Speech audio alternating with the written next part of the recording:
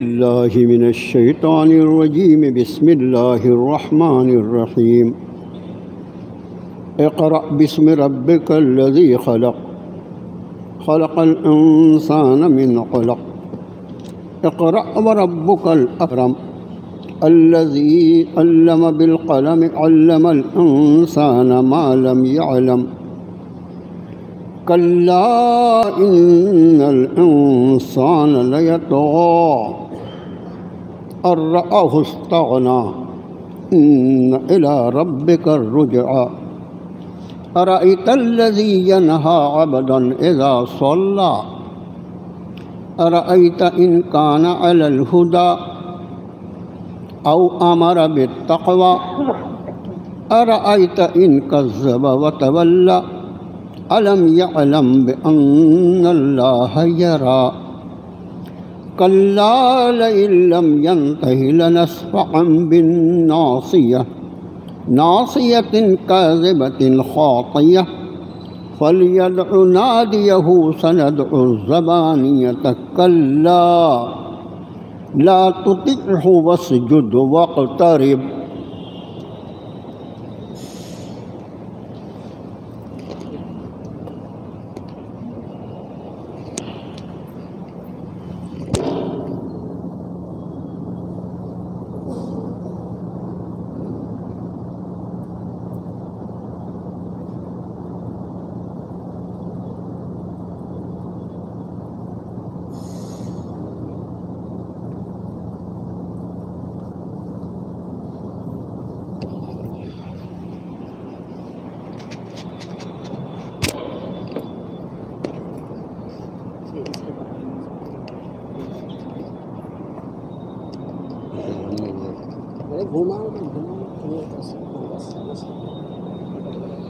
اس cooler سے لگا تم نے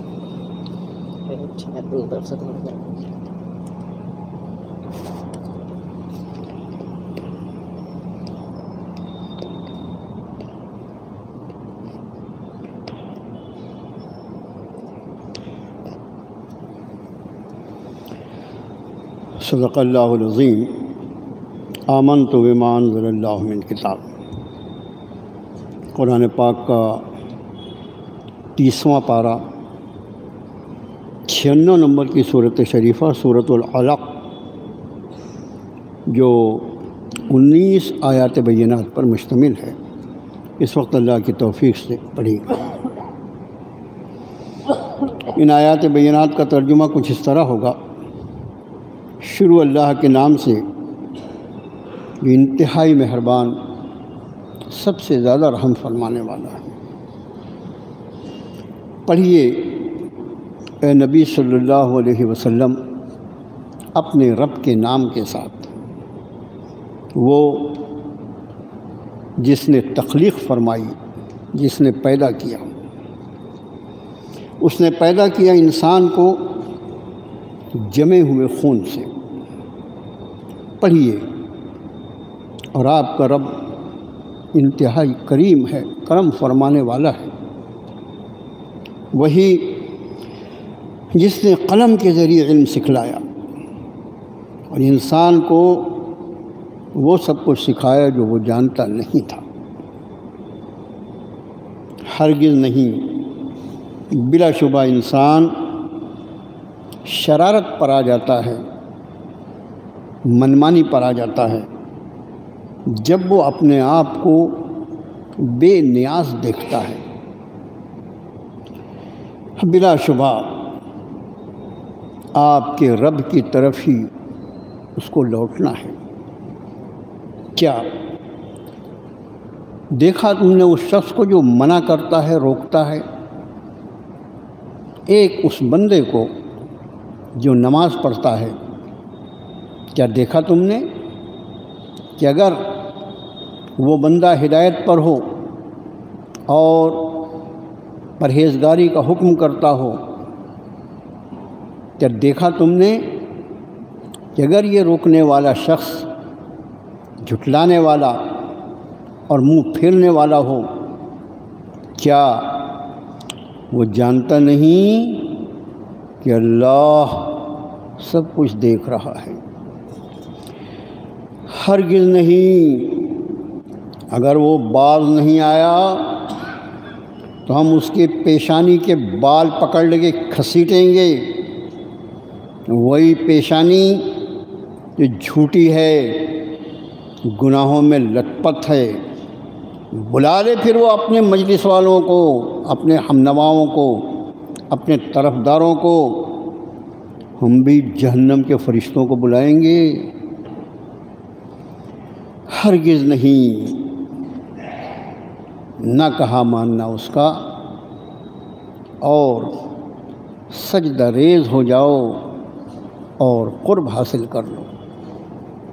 یہ ہے ان 19 آیات بینات کا ایسا ترجمہ جو میرے جیسا کم علم آدمی کر سکتا تھا۔ اس صورت شریفہ کا نمبر مصحف مبارک میں 96 ہے، لیکن نزول کے اعتبار سے سارے مفسرین اور علوم قرآن پر دسترس رکھنے والی امت مسلمہ کا ہر فرد اس سے اتفاق کرتا ہے کہ آپ صلی اللہ علیہ وآلہ وسلم پر جو سب سے پہلی وحی نازل ہوئی وہ اسی صورت شریفہ کی ابتدائی 5 آیتیں ہیں۔ پوری سورہ الگ ایک ساتھ نازل نہیں ہوئی، یہ خیال رہے۔ اس کی ابتدائی 5 آیتیں علم الانسان ما لم یعلم تک، یہ 5 وہ آیتیں ہیں جن کے نزول کے ساتھ جناب نبی کریم صلی اللہ علیہ وآلہ وسلم پر نزول وحی کا سلسلہ شروع ہوا۔ اس لیے مصحف مبارک میں اس کا سیریل 96 ہے، اور نزول کے اعتبار سے جو نمبر ہوتا ہے وہ نمبر 1 لکھا ہوا ہے کہ پہلی صورت شریفہ ہے۔ اس کے بعد آیت نمبر 6 سے آیت نمبر 19 تک جو آیتیں ہیں وہ پھر اس وقت نازل ہوئیں، ایک اچھی خاصی مدت بیچ میں گزری، فترت وحی کا تقریباً 2.5 سال یا 3 سال کی مدت گزری۔ اس کے بعد سورہ مدثر نازل ہوئی، پھر سورہ فاتحہ نازل ہوئی، اور اس کے بعد جا کر یہ اس کا دوسرا حصہ اس وقت نازل ہوا جب نبی کریم صلی اللہ علیہ وآلہ وسلم نے بیت اللہ شریف میں نماز پڑھنا شروع کیا اللہ کے حکم سے، اور مردود ابو جہل جو ہے وہ آپ کو روکنے کی انتہائی رذیل کوششیں کرتا رہا اور کر رہا تھا۔ انشاءاللہ جب اس مضمون پر اللہ پاک پہنچائیں گے تو اس وقت آپ کے سامنے عرض کریں گے۔ چونکہ یہ ابتدائی وحی سے تعلق رکھتا ہے، اس لیے اس میں شیخین کی روایت بخاری مسلم، جس کی راویہ حضرت عائشہ صدیقہ رضی اللہ تعالی عنہ، انہوں نے نبی کریم صلی اللہ علیہ وآلہ وسلم سے یہ پوچھا کہ آپ پر نزول وحی کی ابتدا کیسے ہوئی؟ خود امی جان نے پوچھا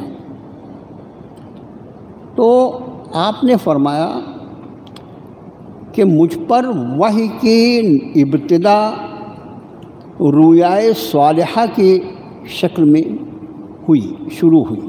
رؤیائے صالحہ کس کو کہتے ہیں؟ اچھے اور نیک خواب۔ آپ نے فرمایا شروعات اس طرح ہوئی کہ میں جو کچھ خواب میں دیکھتا وہ خواب جوں کا توں اگلے دن حقیقت کی شکل میں میرے سامنے ہوتا۔ گویا اللہ عز و جل آپ کو اگلے دن ہونے والے یا بعد میں ہونے والے واقعات کو خواب میں جوں کا توں دکھا دیا کرتے تھے، اور اس کو رؤیا کہتے ہیں خواب کو عربی زبان میں۔ ان اچھے خوابوں سے وحی کی ابتدا ہوئی۔ یہی وجہ ہے کہ ایک حدیث شریف میں یہ آتا ہے کہ مومن کا نیک خواب جو ہوتا ہے وہ نبوت کے حصوں میں سے 46واں حصہ ہے۔ ایک روایت ایسی ہے، مومن صالح مومن کا خواب اب خواب کیا ہے، اس کی حقیقت کیا ہے، یہ الحمدللہ اس کے پہلے مضامین آ چکے ہیں اور اس وقت وہ بات عرض کی گئی تھی، ابھی اس سے بحث نہیں۔ ان خوابوں کے بعد آپ صلی اللہ علیہ وسلم خلوت پسند ہو گئے۔ اب اس مضمون کو سورۃ الضحیٰ کی اس آیت شریفہ سے جوڑیں، وَوَجَدَكَ ضَالًّا فَهَدَىٰ، اے نبی صلی اللہ علیہ وسلم آپ ہماری تلاش میں کھو گئے تھے اور ہم نے آپ کو اپنا راستہ دکھا دیا۔ آپ پھر اس خلوت پسندی کی وجہ سے کئی دن کے لیے تھوڑا بہت توشہ لے کر غار حرا میں، پہاڑ کا نام جبل نور ہے جس میں غار حرا واقع ہے، یہاں جو لوگ بیٹھے ہوئے ہیں، جن لوگوں نے بھی حج اور عمرہ کیا ہے انہوں نے اس کو دیکھا ہوگا، اور کچھ تو ایسے بھی لوگ ہوتے ہیں اور ہیں کہ دور سے اس کو دیکھا، اور کچھ لوگ وہ بھی ہیں جنہوں نے ہمت کی اور اوپر تک جو اصل جہاں پر نزول وحی کی ابتدا ہوئی تھی اس مقام کو بھی دیکھا۔ اللہ نے اس گنہگار کو بھی اس کا موقع عطا فرمایا تھا حج کے موقع پر۔ تو آپ غار حرا میں تشریف لے جاتے چند دنوں کا توشہ لے کر، اور وہیں قیام پذیر رہتے، اور جب کئی دن ہو جاتا کھانے پینے کا جو انتظام کر کے گئے تھے جب وہ ختم ہو جاتا تو پھر واپس تشریف لاتے، پھر کچھ توشہ لے کر چلے جاتے۔ خلوت پسندی اور اکیلے میں وہاں۔ اب وہاں پر آپ کیا کرتے تھے؟ علماء نے لکھا کہ وہاں آپ عبادت کرتے تھے۔ عبادت کیسی کرتے تھے؟ ابھی تو قرآن بھی نازل نہیں ہوا تھا، نماز کے احکام کا تو سوال ہی نہیں، کون سی عبادت کرتے تھے؟ تو علماء کی ایک بڑی جمعیت یہ کہتی ہے کہ آپ تدبر و تفکر، غور و خوض کرتے تھے، اس لیے کہ اللہ عز و جل جس ذات کو انبیاء کا سردار اور امام الانبیاء بنانے والا ہے اس کو کتنی صالح فکر عطا فرمائی ہوگی اس کا کوئی انداز نہیں کر سکتا۔ تو آپ غور و فکر کرتے اور اللہ کی یاد میں وہاں مشغول رہتے۔ اب اللہ کی یاد اس لیے کہ اس کے پہلے جو انبیاء علیہ نبی صلی اللہ علیہ وسلم تشریف لائے تھے، اور اس وقت تو بطور خاص دین عیسوی جو تھا، نزول انجیل کے بعد دین عیسوی جو تھا وہ کنسی میں تھا، تو آپ اللہ کی یاد میں، اللہ کے ذکر میں اور سوچ فکر میں مشغول رہا کرتے تھے۔ کافی دن تک آپ وہاں معتکف رہے، یعنی آنا جانا کرتے رہے، اور پھر ایک دن آپ وہاں تشریف رکھتے تھے کہ اچانک جبریل نازل ہوئے۔ اچانک کا لفظ جو ہے اس کو ذرا ذہن میں رکھیے گا، اچانک جبریل نازل ہوئے اور آ کر انہوں نے آپ سے فرمایا اقرا۔ تو جبریل کو پہلی مرتبہ دیکھ کر ہی آپ پر ایک کیفیت طاری ہوئی، اس کو طبعی خوف کہا جاتا ہے۔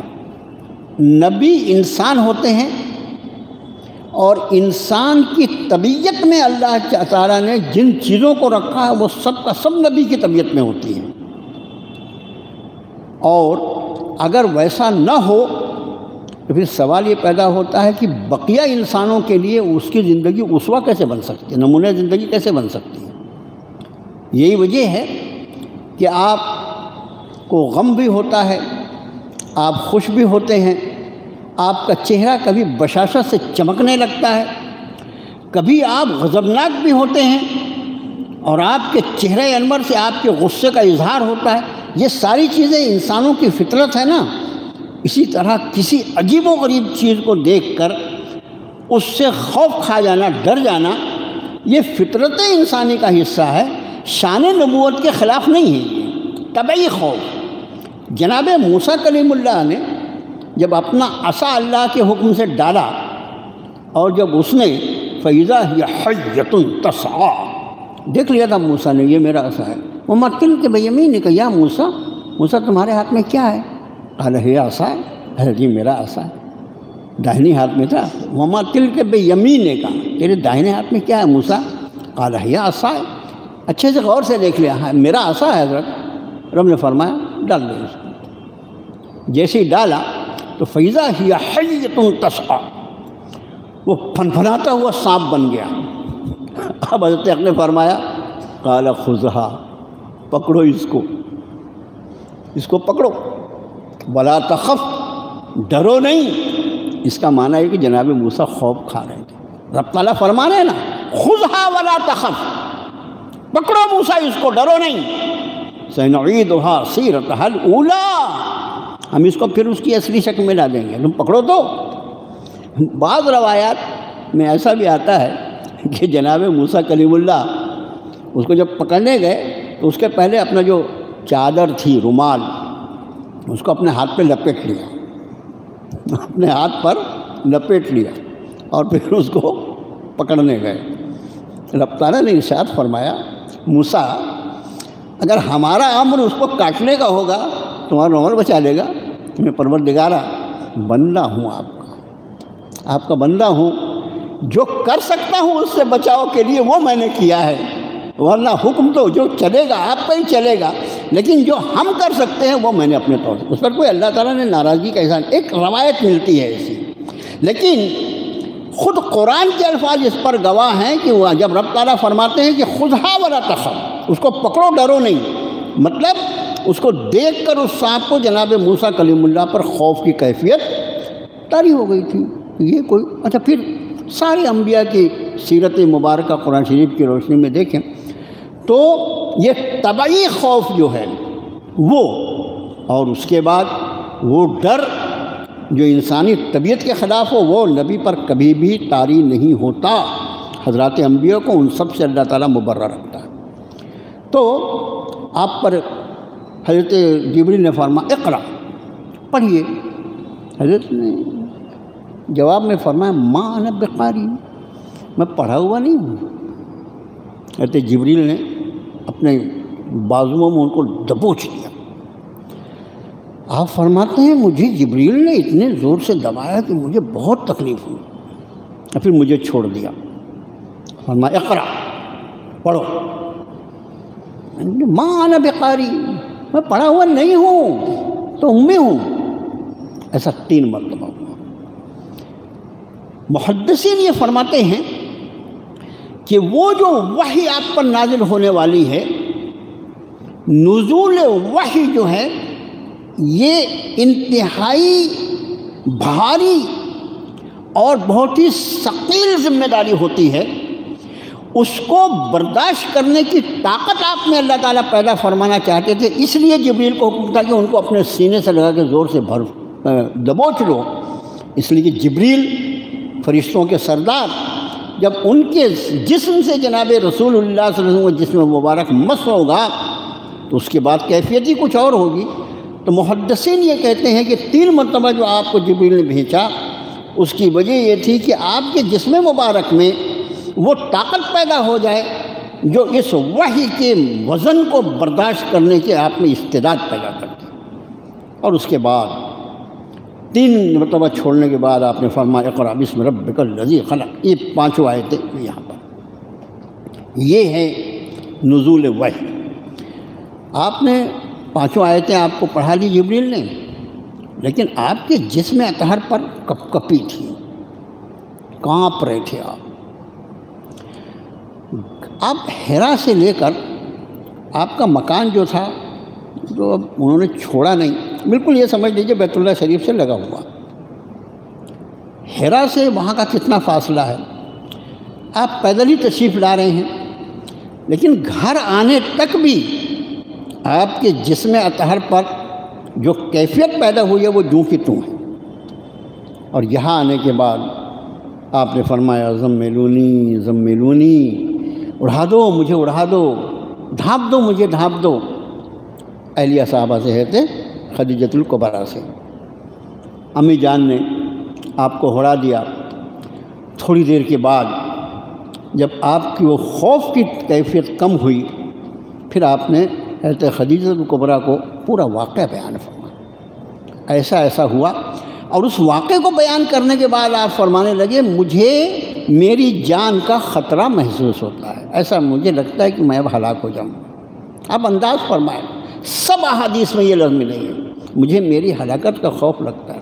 امی جان نے فرمایا آپ کو خوشخبری ہو، یعنی کیا الفاظ ہیں امی جان کے، آپ کو خوشخبری ہو، آپ تو یتیموں کی مدد کرنے والے ہیں، آپ تو کمزوروں کی طرفداری کرنے والے ہیں، آپ تو قرض داروں کا قرض ادا کرنے والے ہیں، آپ تو پریشان حالوں کی مدد کرنے والے ہیں، آپ جیسے شخص کو اللہ تعالیٰ ضائع نہیں فرمائے گا۔ یہ تو خدیجہ کی بات۔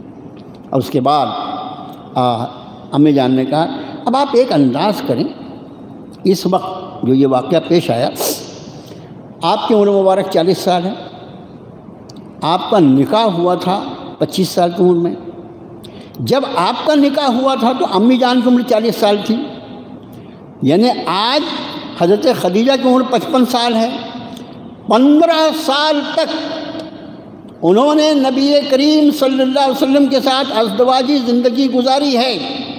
بیوی سے زیادہ شوہر کے اخلاق کی حقیقت کوئی دوسرا جان نہیں سکتا۔ 15 سال کی اس زندگی میں کتنی پاکیزہ، کتنی مقدس، کتنی صاف ستھری، کتنی نتھری ہوئی زندگی ہوگی رسول اللہ کی نزول وحی کے پہلے۔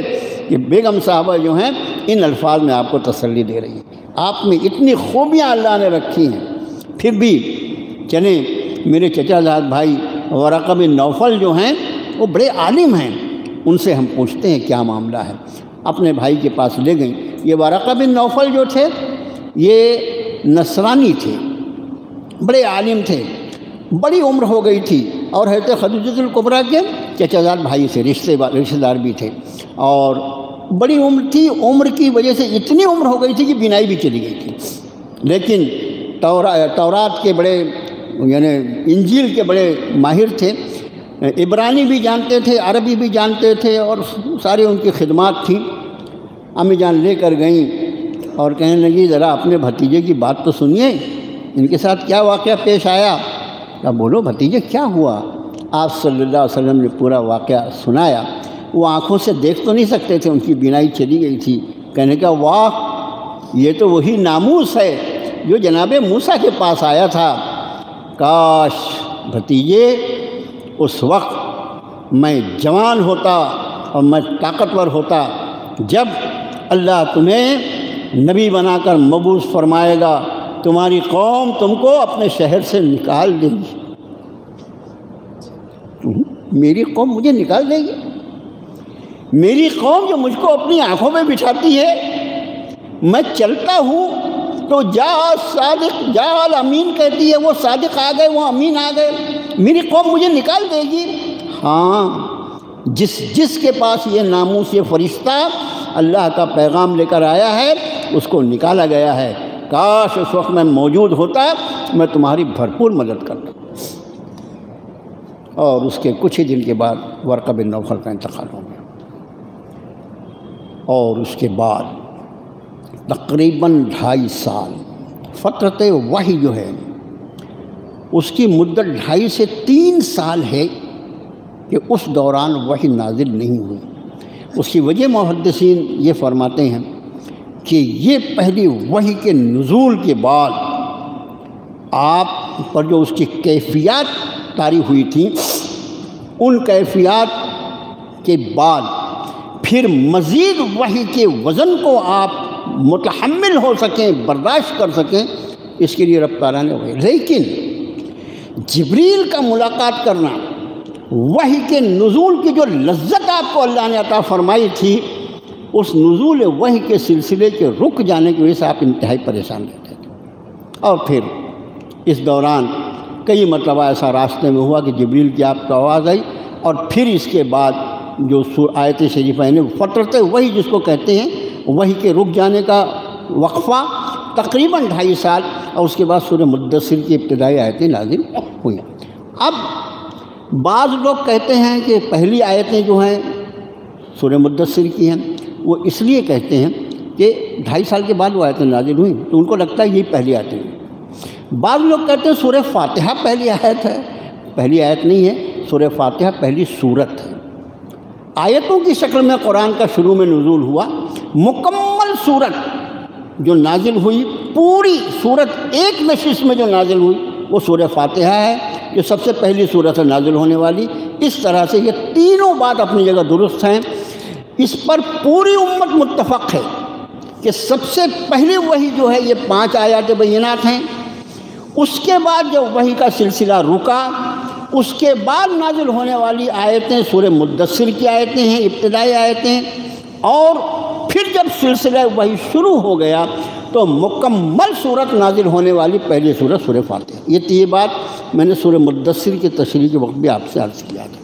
یہ باتیں کیونکہ اللہ نے ہمیں اپنی کتاب سے تعلق دیا ہے، ہمارے علم میں ہونی چاہیے۔ اب اس کے بعد فرمایا اقرا۔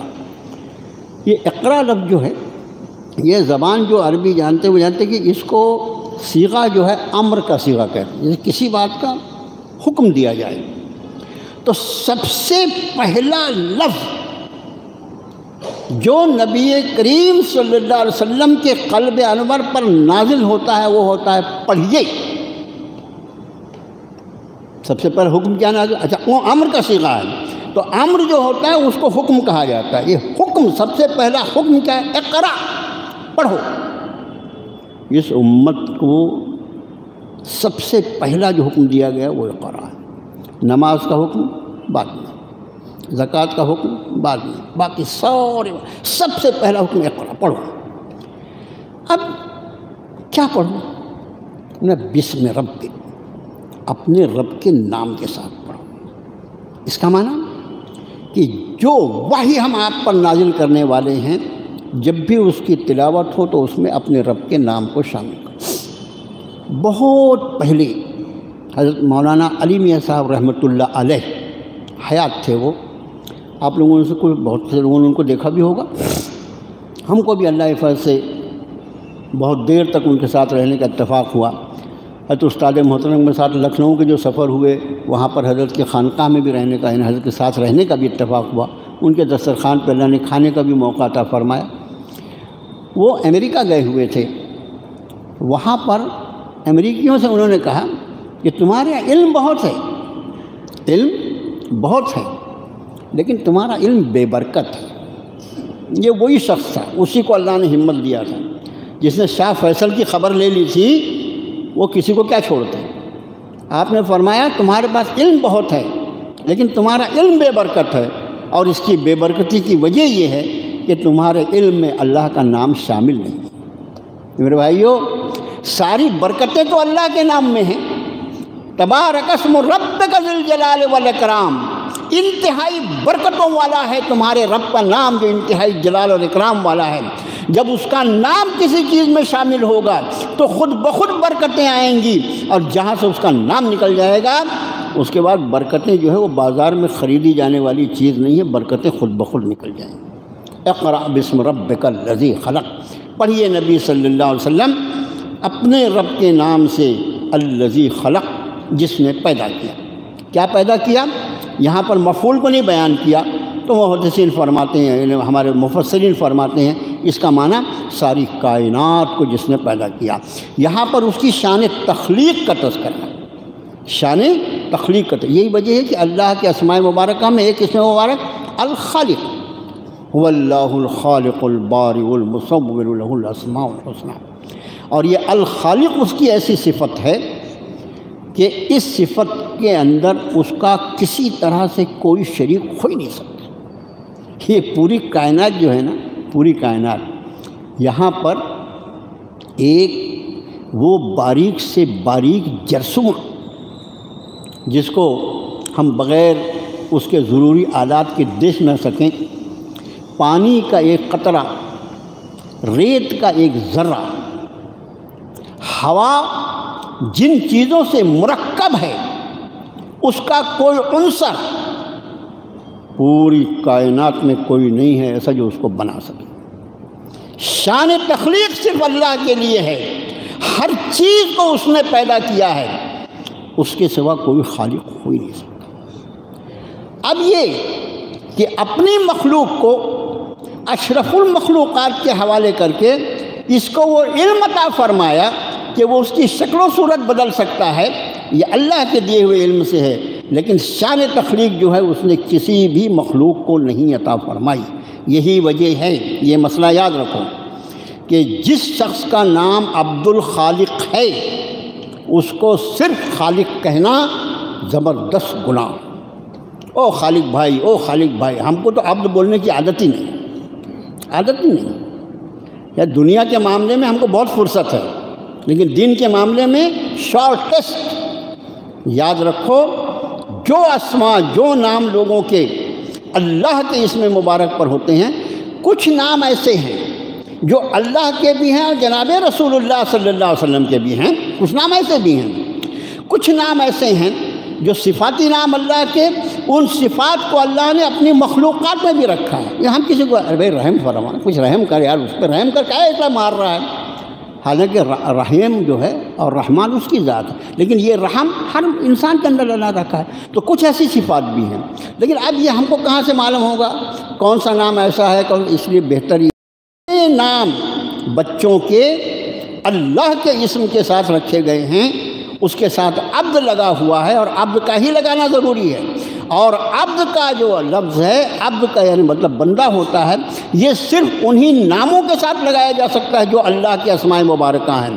جناب رسول اللہ صلی اللہ علیہ وسلم کے اسم مبارک کے ساتھ عبد نہیں لگایا جا سکتا، عبد المصطفیٰ نہیں رکھا جا سکتا، عبد محمد نہیں رکھا جا سکتا، عبد النبی نہیں رکھا جا سکتا، عبد اللہ رکھا جا سکتا ہے، عبد الغفور رکھا جا سکتا ہے، عبد الرحمن رکھا جا سکتا ہے۔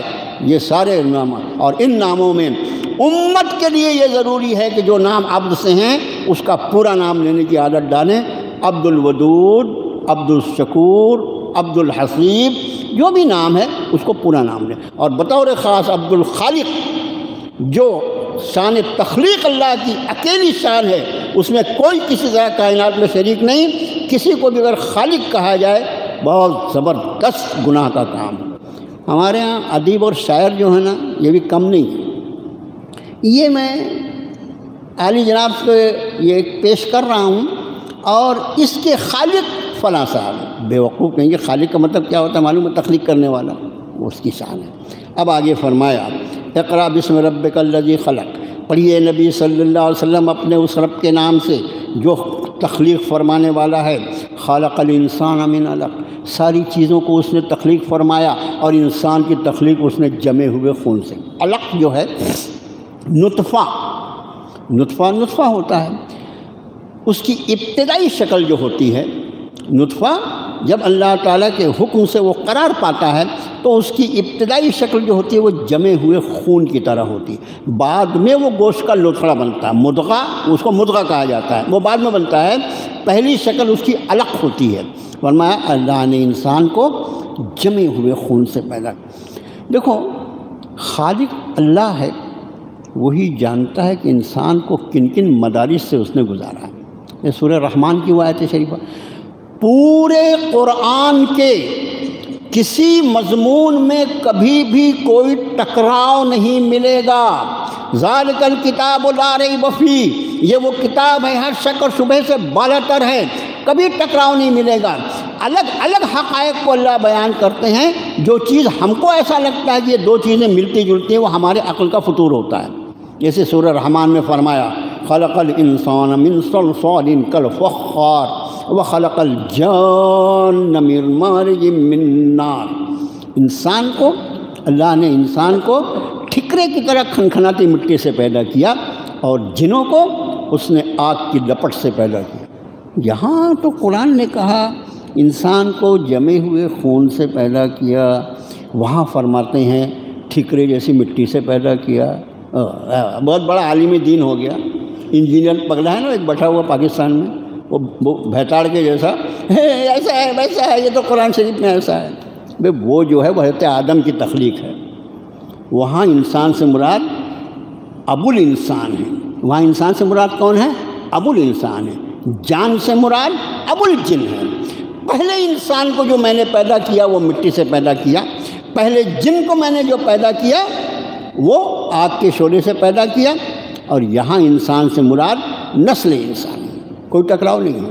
آگے ارشاد فرمایا اقرأ وربک الاکرم، پڑھیے نبی صلی اللہ علیہ وسلم، آپ کا رب بڑا کریم ہے، الذی علم الانسان ما الذی علم بالقلم، وہ جس نے انسان کو قلم سے علم سکھایا۔ قلم یہ آپ یاد کریں 114 سورتوں میں ایک سورت کا نام ہے سورہ قلم، نون والقلم وما یسطرون، قسم ہے، نون قسم ہے قلم کی اور نوشتے قلم کی، ان سطروں کی جو وہ لکھتے ہیں، قلم کی قسم اللہ نے یاد۔ اس کے پہلے بھی میں نے اس وقت بھی یہ بات کی جب سورہ قلم کی تشریح کی تھی، قلم کی عزت کرو۔ قلم کو اللہ نے علم کے سکھلانے کا ذریعہ بنایا ہے، صرف قلم کے ذریعے ہی علم نہیں، وہ جو ہیں علم جو ہے وہ اللہ کی اتنی بڑی عطا ہے، اتنی بڑی عطا ہے کہ ہم قرآن شریف کا ایک طالب علم ہونے کے ناطے یہ بات عرض کر سکتے ہیں کہ انسان کے اس زمین پر اس کو خلافت دینے کی بنیاد ہی اللہ کا عطا کردہ علم، اس علم کی بنیاد پر ہی اس کو خلافت دی۔ آپ دیکھیں فرشتوں نے اپنی معلومات کے لیے پوچھا تھا، وہ بہت بیوقوف ہیں جو کہتے ہیں کہ فرشتوں نے اعتراض کیا تھا، ان کی اوقات ہے، وہ فرشتے بیچارے بالکل معصوم مخلوق ہیں، اصل میں ہم جیسے ہلکے ہیں نا، اپنے جیسے سب کو سمجھتے ہیں، ہماری زبان درازی جو ہے ہم سمجھتے سب ویسے زبان دراز ہوں گے۔ فرشتوں نے اپنی معلومات کے لیے پوچھا تھا، جب رب نے فرمایا وَإِذْ قَالَ رَبُّكَ لِلْمَلَائِكَةِ إِنِّي جَاعِلٌ فِي الْأَرْضِ خَلِيفَةً، میں زمین پر ایک خلیفہ بنانے والا ہوں، ایک با اختیار مخلوق بنانے والا ہوں، ایک با اختیار مخلوق بنانے والا ہوں۔ فرشتوں نے کہا پروردگار کیا وجہ ہے؟ ان کو لگا اس کا جسم جو ہے 5 ہاتھ کے نہیں تھے، حضرت آدم کا قد جو تھا وہ 60 ہاتھ تھا، 60 ہاتھ کا قد تھا حضرت آدم کا۔ اللہ ہم کو آپ کو اپنے فضل و کرم سے جنت میں جمع کرے، ہم سب کا قد بھی وہاں 60 ہاتھ کا رہے گا۔ 60 ہاتھ! ارے یہ تو مسجد کے چھت کے بھی بہت اوپر چلے جائیں گے، تو آپ کو بولے گا کون جامع مسجد میں آنے کو؟ آپ اتنی فکر کیوں کرتے؟ اچھا یہاں پر ابھی جب صرف 5-5 فٹ کے ہیں، کیسے لگ رہے ہیں؟ سب اچھے لگ رہے ہیں، ہے نا؟ سب اچھے لگ رہے ہیں نا؟ اچھا جس ملک کے لوگ 3-3 فٹ کے رہتے ہیں وہ کیسے لگتے ہیں؟ سب اچھے لگتے ہیں۔ جہاں کے لوگ 7 اور 8 فٹ کے رہتے ہیں وہ کیسے لگتے ہیں؟ سب اچھے لگتے ہیں۔ تو جنت میں سب کے سب 60 فٹ کے رہیں گے نا، سب اچھے لگیں گے، زیادہ فکر کرنے کی ضرورت نہیں، اس لیے کہ اتنی بڑی جنت ہے، اس کو انجوائے کرنے کے لیے، اس کا لطف لینے کے لیے ویسا جسم بھی تو چاہیے نا بھائی۔ جب 60 ہاتھ کا قد رہے گا تو ویسی جسامت بھی رہے گی انشاءاللہ۔ بہرحال فرشتوں کو لگا کہ یہ 60 ہاتھ کا انسان ہے، مٹی کا بنا ہوا ہے، ہم کو تو اللہ نے نور سے بنایا ہے، اور اس کے بارے میں اللہ نے یہ بھی لکھ رکھا ہے لوح محفوظ میں۔ فرشتے جو ہے لوح محفوظ میں تو دیکھتے تھے نا، لوح محفوظ میں یہ بھی لکھا ہوا ہے 1 نمبر فسادی ہوں گے اس کی نسل کے لوگ، اس کی نسل میں لوگ فسادی ہوں گے، خون ریزی کریں گے۔ ان کو خلافت کیوں دے رہے ہیں اللہ تعالیٰ؟ انہوں نے پوچھا پروردگار کیا وجہ ہے؟ ان کو یہ لگا نحن نسبح ونقدس لک، ہم آپ کی تسبیح کرتے ہیں، ہم آپ کی تعریف کرتے ہیں، ہم آپ کی عبادت کرتے ہیں۔ فرشتوں کو لگا کہ ہماری عبادت میں کچھ کمی ہے، اس لیے پوچھا تھا فرشتوں۔ رب تعالیٰ نے فرمایا انی عالم ما لا تعلمون، مجھے وہ معلوم ہے جو تم کو نہیں معلوم۔ اب رب تعالیٰ فرشتوں کو یہ واضح فرمانا چاہتے تھے کہ کیا وجہ ہے کہ میں نے آدم کو زمین کی خلافت کے لیے پیدا کیا، اس کو اس کی نسل کو۔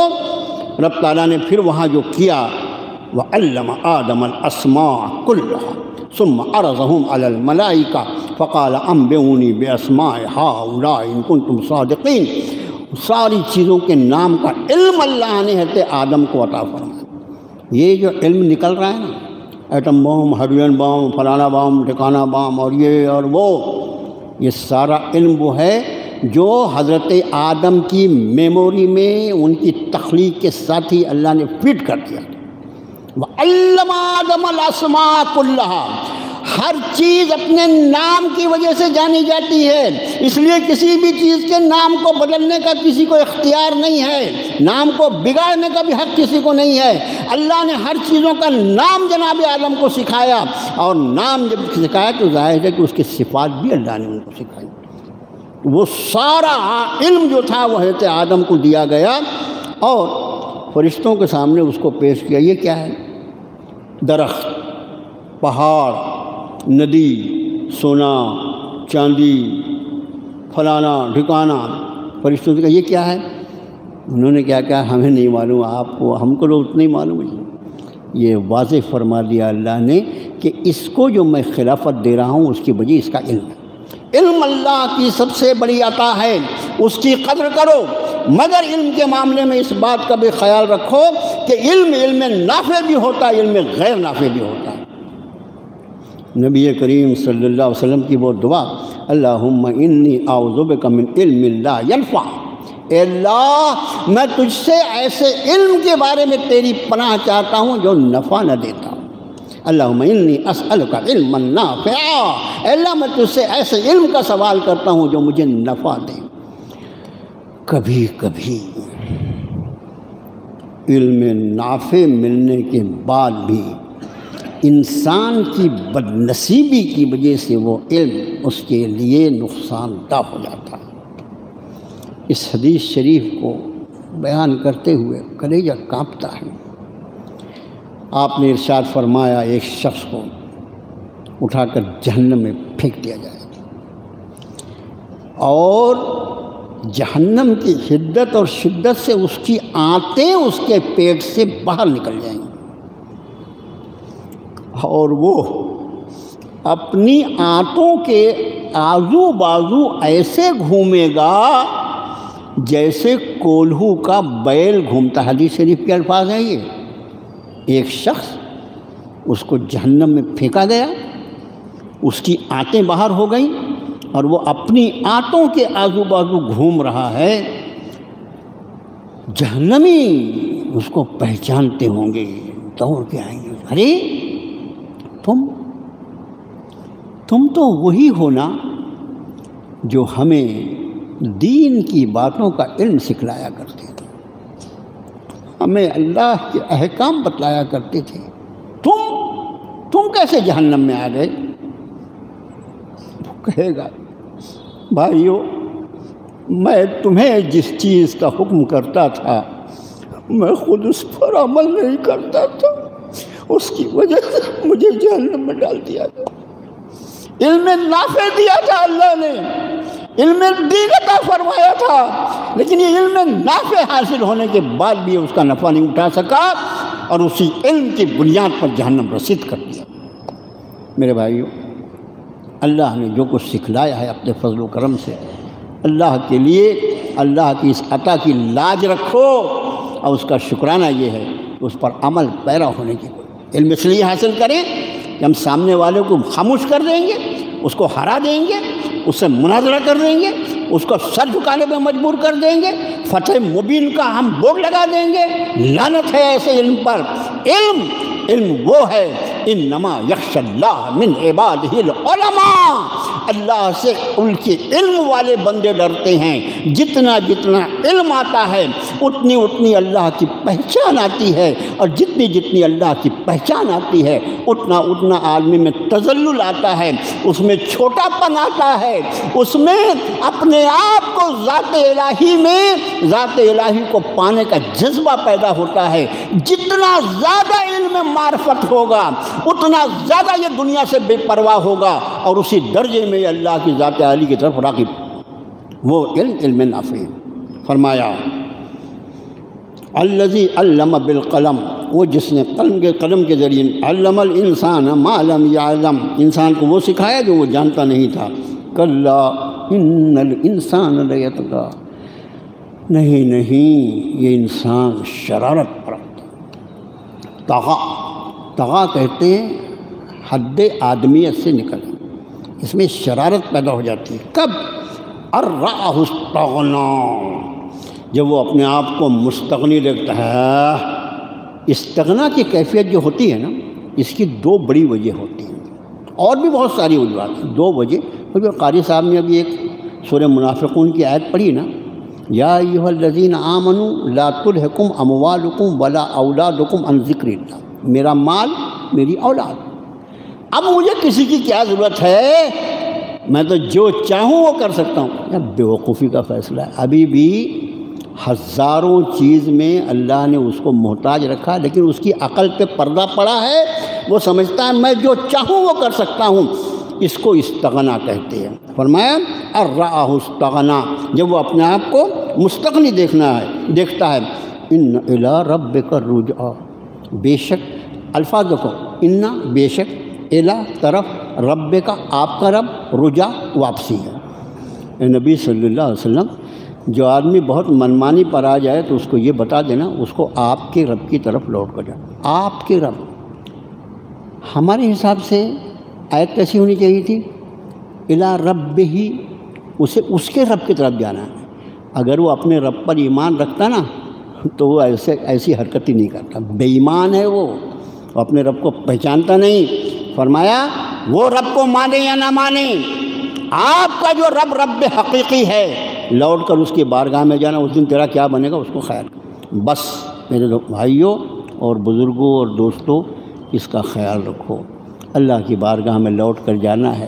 جب کبھی اللہ نہ کرے شیطان کے اثر سے، نفس کے اثر سے کسی چیز کے معاملے میں کبھی تکبر آئے، غرور آئے، تو یہ خیال کر لو کہ تمہاری حقیقت کیا ہے. جو کچھ دیا ہوا ہے تمہارے رب کا دیا ہوا ہے، سب کا سب واپس لے لیا جائے گا، اور تم ہوگے اور تمہارے اعمال ہوں گے، تمہارے رب کی بارگاہ میں تمہاری حاضری ہوگی. یا اس کے بعد ارأیت الذی، یہاں سے جو شروع ہوا وہ آپ صلی اللہ علیہ وسلم نے جب نماز پڑھنا شروع کیا. اب ایک سوال یہ پیدا ہوتا ہے کہ آپ نے نماز کیسے پڑھنا شروع کیا؟ نماز کیسے پڑھی؟ پورے قرآن میں 114 سورت میں بتاؤ تو کہاں نماز کے بارے میں ہے اے نبی صلی اللہ علیہ وسلم آپ ایسے نماز پڑھیے؟ کہیں نہیں ہے. اس کا معنی ہے کہ اس قرآن کے سوا اور بھی وحی آپ پر نازل ہوتی تھی، اسی کو وحی خفی کہا جاتا ہے، اسی کو حدیث مبارکہ کہا جاتا ہے. یہ ہے وحی جلی ہے، وہ وحی خفی ہے. آپ نے نماز پڑھنا شروع کیا تو باقی تو تھے ہی مخالف. ابو جہل جو تھا نا، بعض ایسے اتنے مردود تھے کہ ان کے لیے لفظ نہیں ملتا، اتنی جان جل جاتے ان ظالموں کا تذکرہ آتا ہے. اور پھر ویسی ذلت کے ساتھ اللہ نے اس کو سب کیفر کردار کو پہنچایا. بدر کے میدان میں بچوں نے مارا اس کو، بچوں نے، ابو جہل کو 2 بچوں نے مارا، اور وہ اتنے چھوٹے بچے تھے کہ وہ اس کی گردن تک پہنچ بھی نہیں سکتے تھے، یوں مار مار کے گرا دیا. عبداللہ ابن مسعود نے کاٹا. اپنے بخاری شریف، حدیث شریف میں، بخاری میں اس کا تذکرہ ہے بدر کا. بہرحال تو اس نے لوگوں سے پوچھا میں نے سنا ہے محمد صلی اللہ علیہ وسلم نماز پڑھ رہے ہیں ابھی بیت اللہ میں آ کے اپنے یہاں پر کعبے میں؟ ہاں میں دیکھوں گا نا، بتاتا ہوں. استغفر اللہ. اور جو الفاظ اس ظالم نے کہے، میں تو ان کی گردن پر اپنا پیر رکھ دوں گا، میرے سامنے نماز پڑھ کے دیکھیں. آپ صلی اللہ علیہ وسلم نماز ایک دن پڑھ ہی رہے تھے، نماز کی حالت میں آیا. ہاں نماز پڑھ رہے ہیں، میرے ہوتے ہوئے نماز پڑھیں گے. بڑھا آگے کی طرف، لیکن جیسے آگے بڑھا کہ اپنا ہاتھ ایسا کر کے پیچھے کی طرف بھاگا. لوگ دیکھ رہے تھے، اس لیے کہ بہت ہی شیطان تھا، یہ کچھ نہ کچھ حرکت کرے گا. یہ دیکھ رہے تھے لوگ. جب ایسے پیچھے ہٹا تو لوگوں نے کیوں، کیا ہوا؟ کہنے لگا، ہانپتے کہنے لگا ان کے اور میرے درمیان آگ تھی، آگ، اور وہ آگ میں مجھے پر دکھائی دے رہے تھے. آپ صلی اللہ علیہ وسلم فرمایا اگر وہاں سے وہ ایک قدم اور میرے طرف آگے بڑھ جاتا، علل اعلان کا لفظ ہے حدیث شریف میں، علل اعلان، فرشتے اس کے پرخچے اڑا دیتے، ٹکڑے کر کے پھینک دیتے. ایسا ٹکڑے کرتے کہ لوگ بھی دیکھ لیتے کہ اس کے ٹکڑے فرشتے کر رہے. ایسا بھاگا وہاں سے. پورا واقعہ وہ ہے. اور آخری آیت شریفہ جو ہے میرے بھائیوں، یہ قرآن پاک کی آخری آیت سجدہ تھی جو آج اللہ نے اپنے فضل و کرم سے ادا کروا دی. 14واں سجدہ تھا یہ. اور جو اصل الفاظ ہے کہ سجدہ کرو اور قریب ہو جاؤ. بخاری شریف مسلم شریف میں حضرت ابو ہریرہ رضی اللہ تعالیٰ عنہ راوی ہیں، وہ کہتے ہیں کہ اللہ کے رسول صلی اللہ علیہ وسلم نے فرمایا کہ بندہ حالت سجدہ میں جتنا زیادہ اللہ کے قریب ہوتا ہے وہ قربت اس کو اور کسی حال میں نہیں ملے۔ سجدہ وہ عظیم ترین عبادت ہے جو اللہ سے سب سے زیادہ قریب کرتی ہے۔ ظاہر ہے کہ جو زیادہ سجدے کرنے والا ہوگا، جو زیادہ نمازیں پڑھنے والا ہوگا، جو زیادہ نوافل پڑھنے والا ہوگا، جو زیادہ اپنی پیشانی کو اپنے رب کی بارگاہ میں جھکانے والا اور رگڑنے والا ہوگا، اسی درجے میں وہ اللہ کا تقرب اس کو حاصل ہوگا۔ اس لیے میرا معروضہ فرائض کے ساتھ نوافل کا بھی اہتمام کریں، کیونکہ سجدہ جو ہے وہ تو نماز کا اہم ترین رکن ہے نا۔ تو اور یہ میں سمجھتا ہوں کہ ہماری اس مجلس کے سوا درس قرآن کی جو مجلس ہے، یہی ایک ایسی مجلس زمین پر ہوتی ہوگی جہاں تقریر کے دوران سجدہ کرتے ہیں۔ یہ آیت سجدہ جب آئی فوراً سجدہ کر لینا چاہیے۔ آیت سجدہ کو کبھی خدا نخواستہ آدمی سفر میں پڑھ رہا ہے، آدمی بس میں بیٹھا ہے، یہاں وہاں قرآن شریف پڑھ رہا ہے، وہاں آیت سجدہ آئی تو اس کو اس کی بھی اجازت ہے کہ آیت سجدہ آنے کے بعد سجدے کو مؤخر بھی کر سکتا ہے، مگر پہلی فرصت میں سجدہ کر لے، اس لیے کہ اس آیت سجدہ کے پڑھنے کے بعد سجدہ واجب ہو جاتا ہے۔ اگر خدا نخواستہ یہ سجدہ چھوٹا تو ترک واجب کا آدمی گنہگار ہوگا۔ اور اسی پر انشاءاللہ اگلے ہفتے اگلی صورتیں ہوں گی۔ آپ کے لیے ایک خوشخبری ہے کہ جس طرح الحمدللہ ہمارے یہاں ہر اتوار کو درس ہوتا ہے، اسی طرح کامٹی میں بھی جمعے کو درس قرآن ہوتا ہے۔ حضرت رحمۃ اللہ علیہ کے دور میں آج سے تقریباً 30 سال پہلے وہ سلسلہ شروع ہوا تھا، اور اب اللہ کی توفیق سے دوسرے دور کی تکمیل ہونے جا رہی ہے۔ تو اگلا جمعہ جو ہے وہاں پر درس قرآن ہوتا ہے گجری بازار کی جامع مسجد میں، نماز عشاء کے فوراً بعد۔ وہاں نماز عشاء کا وقت ہے 8:30 بجے کا گجری بازار کی، لیکن وہ لوگ جو بیچارے وہاں کے درس کا انتظام کرتے ہیں ان کو بڑا شوق تھا کہ ہم اس پروگرام میں خواتین کو بھی بلائیں، تو انہوں نے وہ درس جو ہمیشہ جامع مسجد میں ہوتا ہے اس کو اٹھا کر املی باغ کے سماج بھون میں کر دیا ہے۔ تو نماز عشاء ہم وہاں پڑھیں، جامع مسجد گجری بازار میں 8:30 کی جماعت ہے، اور اس کے فوراً بعد ہم کو وہاں املی باغ کے جو سماج بھون ہے وہاں پہنچنا رہے گا، اور انشاءاللہ براہ راست پروگرام شروع ہو جائے گا۔ آخری 2 صورتیں جو ہے وہ انشاءاللہ آپ کا یہ گنہگار خادم پڑھے گا، اور اس کے بعد تیسرے دور کے افتتاح کے لیے دھولیا کے ایک بڑے عالم جن کو آپ بھی خوب جانتے ہیں، مولانا محمد مختار مدنی صاحب، بہت ہی بڑے عالم ہیں، مدینہ طیبہ میں ان کی تعلیم ہوئی ہے اور بہت زبردست برس سے درس قرآن کرتے ہیں وہ، تو تیسرے دور کا افتتاح انشاءاللہ وہ کریں گے۔ تو اگلا جمعہ نماز عشاء کے فوراً بعد دوسرے دور کی تکمیل ہوگی، تیسرے دور کا افتتاح ہوگا۔ وہاں کے لوگوں نے مجھے خاص طور سے کہا کہ آپ ہمارے درس کے ساتھیوں کو اس کی دعوت دے دیجیے، تو آپ سے میری درخواست ہے کہ ختم قرآن کی دعا ویسے ہی بہت اہمیت رکھتی ہے، اس میں آپ سبھی حضرات شرکت فرمائیں، اور جو لوگ جلسے میں شریک ہوں گے، جلسے کے بعد وہ لوگ بیچارے بہت اس میں موڈ میں ہیں، انہوں نے آپ کے کھانے کا بھی بندوبست کیا ہے، تو آپ کھانا وہاں سے کھا کر واپس آئیے۔ اللہم صلی علی محمد عبدک و رسولک النبی الامی رب اغفر وارحم وانت خیر الراحمین۔ اللہم انا نسألک علما نافعا ورزقا واسعا وشفاء من کل داء یا حی یا قیوم برحمتک نستغیث۔ الہ العالمین، ہمیں ہماری نسلوں کو اللہ اپنی کتاب سے وابستگی عطا فرما، اللہ اپنی کتاب پر جینے اور اپنی کتاب پر مرنے کی توفیق عطا فرما، اللہ پوری امت مسلمہ کو رجوع الی القرآن کی توفیق عطا فرما دے۔ وصلی اللہ تعالی علی خیر خلقہ محمد و آلہ۔